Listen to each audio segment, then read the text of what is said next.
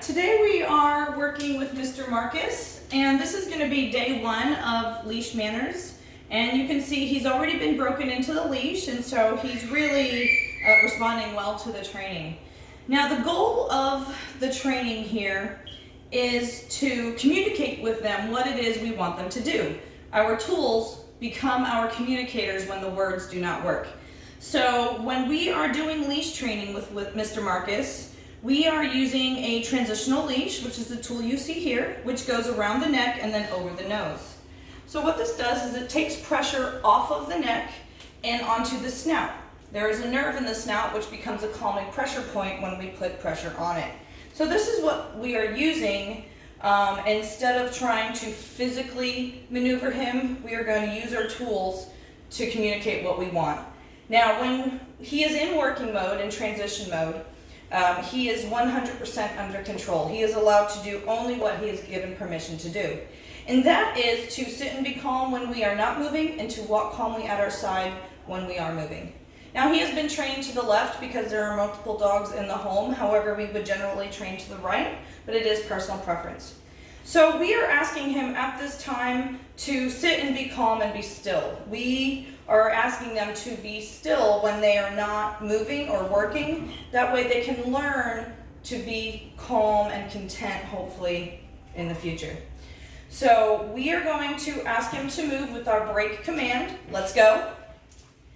And we are going to practice these skills in the home so that we can reinforce them and drill them into him. You can see he got that break command in order to move and then was asked to sit using the pressure from the leash. As soon as he gets that pressure, it is released and that becomes his reward.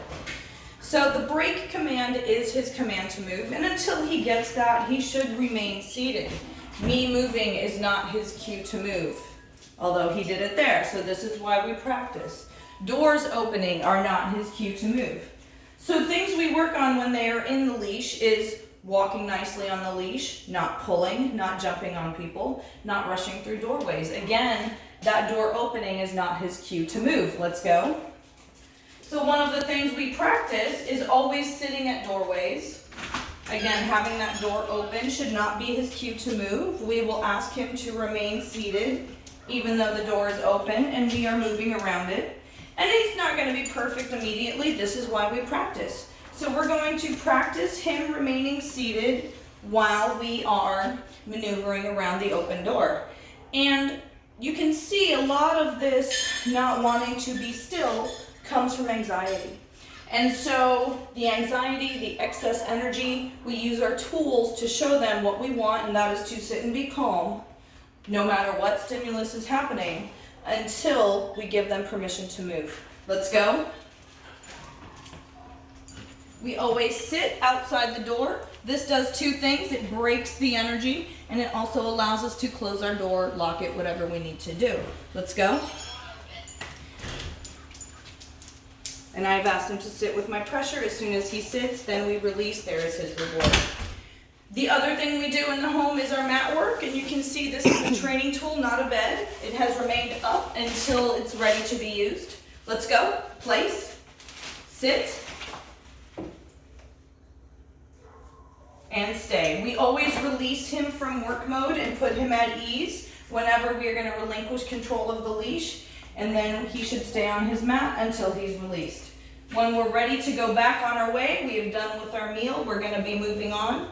We're going to put him back in transition mode if you do it properly. Let's go. We sit again so we can pick up our mat and remove it and then go on our way. So these are basics of the leash manners. We practice this in the home so that when we take it out in public where there's distraction, they are able to focus on what we're asking them to do. This is called role identification. So as they become more comfortable in that role out in public, they're able to concentrate less and less on their task and be able to get that mental stimulation in public that they need. The new sights, new sounds, new smells, new dogs, new people are going to give them that psychosocial satiation they need to reduce energy and anxiety and build confidence. And Marcus has been a star pupil.